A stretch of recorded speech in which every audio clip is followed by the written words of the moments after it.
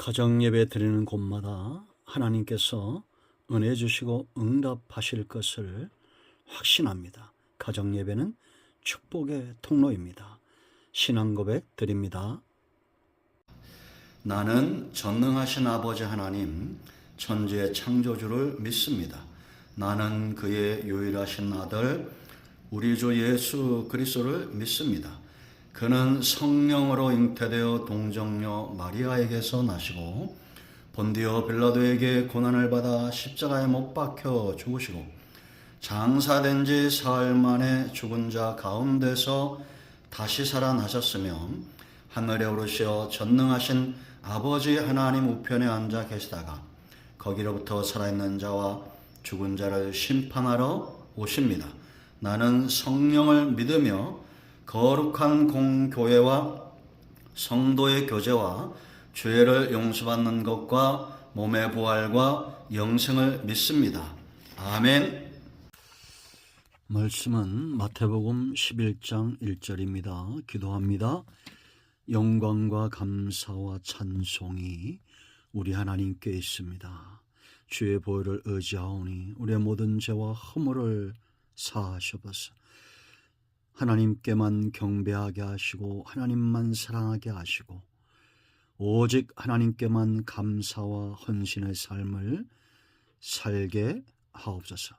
가정마다 예배합니다. 말씀을 통한 은혜를 더하시고 찬송과 기도 가운데 함께 하심으로 인해서 응답받고 회복되는 귀한 시간이 되게 하옵소서. 종을 낮추시고 겸손하게 하시고 오직 말씀의 도구만 되기를 원합니다. 예수님의 이름으로 사모하며 기도합니다. 아멘. 자, 1절입니다. 예수께서 12 제자에게 명하기를 마치시고 이에 그들의 여러 동네에서 가르치시며 전하시려고 거기를 떠나 가시니라. 아멘. 할렐루야. 회개하라, 천국이 가까이 왔느니라. 예수님께서 말씀하신 복음입니다. 회개하라, 천국이 가까이 왔느니라. 그리고 예수님은 실제로 하나님의 나라가 임하고 있음을 예수님의 사역을 통해서 분명히 보여주었습니다. 오늘날 교회와 성도들의 사역도 이와 같다는 것은 분명한 사실이 되어야 됩니다. 우리는 하나님의 나라가 우리 가운데 이미 임하였음을 세상으로 알게 해야 됩니다. 예수님의 사역은 이 땅에 하나님의 나라의 초석을 놓기 위해서 오셨고 그 나라는 지금까지 확장되어지고 있습니다. 주권이 임하였습니다. 왕이 임하였습니다. 하나님의 나라 기업이 회복되고 있습니다. 세 번째, 백성들이 돌아오고 있습니다. 여러분, 예수님께서 12 제자들에게 명하시기를 마쳤습니다. 그 제자들을 파송하셨습니다. 예수님의 주된 사역이 어떤 것인가가 분명히 드러나고 있습니다. 복음을 전파하고 가르치고 고치고 제자들을 파송하고 하나님의 나라에 꼭 필요한 사역들을 감당하게 한 겁니다.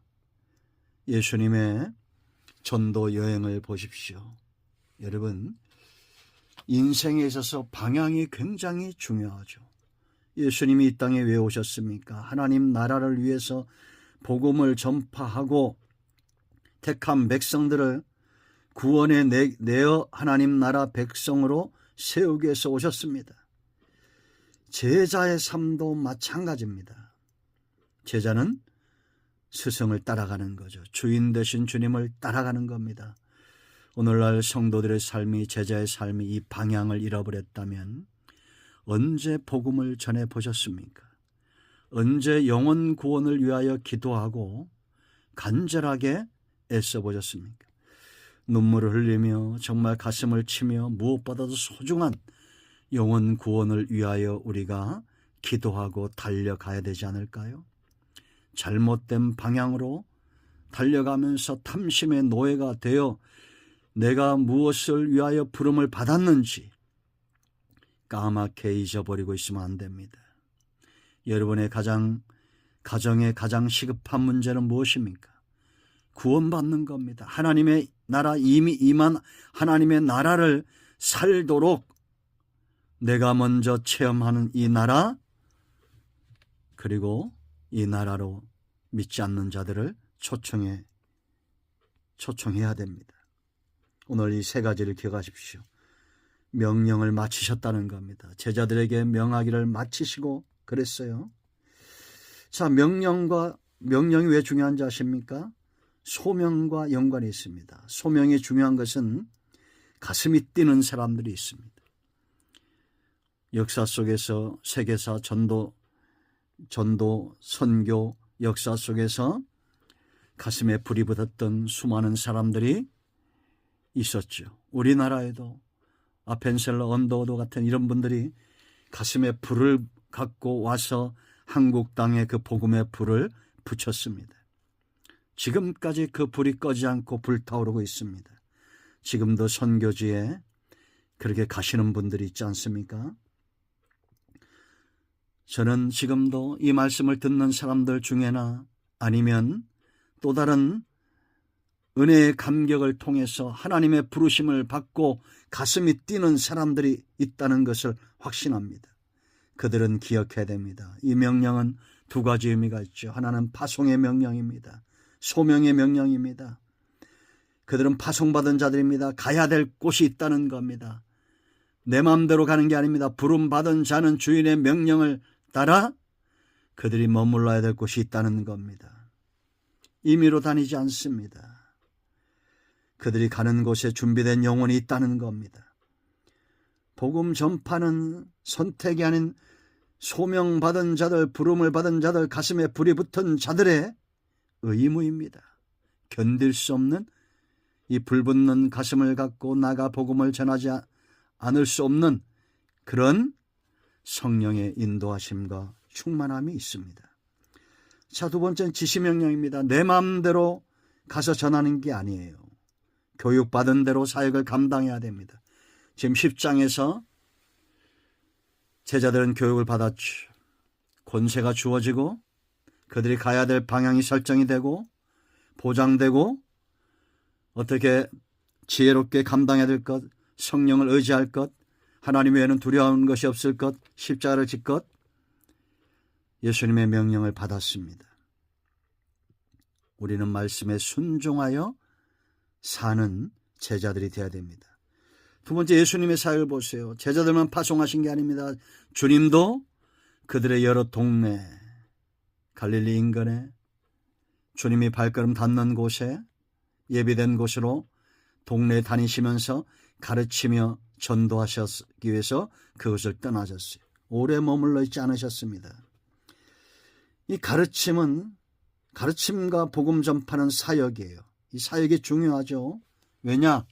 사역은 혼자 감당하지 않습니다. 내가 이렇게 순종할 때 주의 성령께서 우리를 도우실 겁니다. 하나님의 동행하심이 있습니다.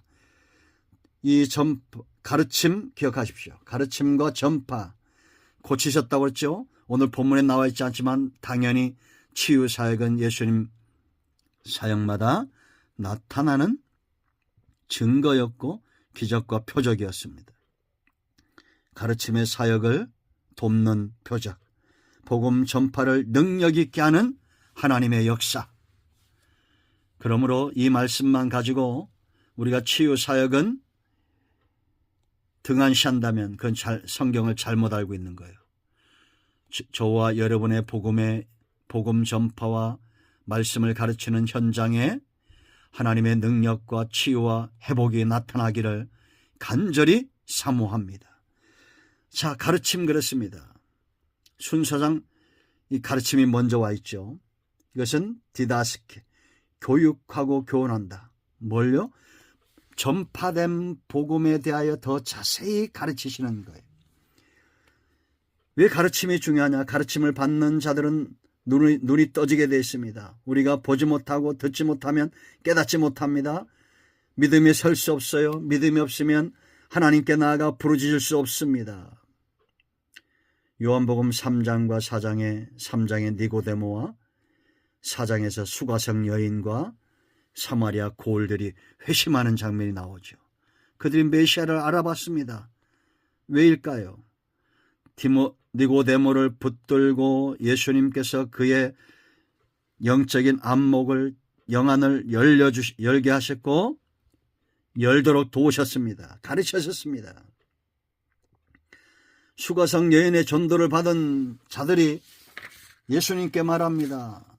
4장 40절 말씀부터 읽어봅니다. 사마리아인들이 예수께 와서 자기들과 함께 유하시기를 청하니 거기서 이틀을 유하셨다라고 말합니다. 사마리아에서 이틀을 유하셨어요. 41절 예수의 말씀으로 말미암아 믿는 자가 더욱 많아졌다라고 말합니다. 가르치신 거예요. 그 여자에게 말하되 이제 우리가 믿는 것은 네 말로 인함이 아니니 이는 우리가 친히 듣고 그랬습니다. 친히 듣고 그가 참으로 세상의 구주신 줄 알미라 하였더라. 여러분 부지런히 말씀을 들으십시오. 그리고 이 영상 말씀을 전하십시오. 가르침의 사역은 눈을 뜨게 하는 사역입니다. 듣지 않고 보지 않고 깨달을 수 없습니다. 깨닫지 못하면 믿음에 설 수 없고 하나님께 나아가 부르짖거나 예수님을 메시아로 아는 신앙 가운데 설 수가 없어요. 자, 두 번째 복음 전파 사역입니다. 이 전파란 말은 헬라어로 케르셰인, 어떤 것의 선포, 사실을 전파하는 거예요. 증인된 사명에. 그러니까 증인된 사명을 말하는 거예요. 전파라는 것은 내가 본 것, 사실인 것, 내가 보지 못하고 알지 못하는 것의 증인이 될 수가 없습니다.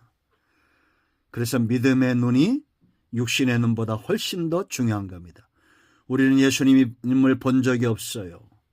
12 제자와 그 시대의 사람들은 예수님을 봤지만 우린 못 봤어요. 그러나 동일한 성령이 저와 여러분의 영적인 눈을 여심으로 보는 것보다도 더 정확하게 믿어집니다. 믿음은 선물입니다. 그리고 이 보는 순간 이제는 내가 감당해야 될 이 복음 전파가 얼마나 시급한 것인가를 깨닫기 시작합니다. 하나님의 나라가 이미 임하였다고 예수님의 급박한 복음 전파, 회개하라 천국이 가까이 왔느니라. 벌써 2000년 전에 그랬습니다. 그러니 우리의 구원이 처음 믿을 때보다 얼마나 더 가까워졌습니까? 얼마나 이것이 시급해요. 그런데도 우리는 롯과 그 아내처럼 소돔과 고모라 성에 대한 미련을 버리지 못하고 주저합니다. 결국은 롯의 아내는 돌아봤다가 소금 기둥이 됩니다. 영적으로 무감각한 아무런 쓸데없는 맛을 내지 못하는 그런 존재가 돼버립니다. 여러분의 상태는 어떻습니까? 이미 임한 하나님의 나라, 이제 심판주로 오실 그 주님의 음성, 천사들의 나팔 소리, 심판의 소리가 눈으로 보는 것처럼 귀로 듣는 것처럼 들려질 때 우리는 시급하게 복음을 전파하게 되었습니다. 여러분 어떻게 전할 것인가를 두려워하지 마세요.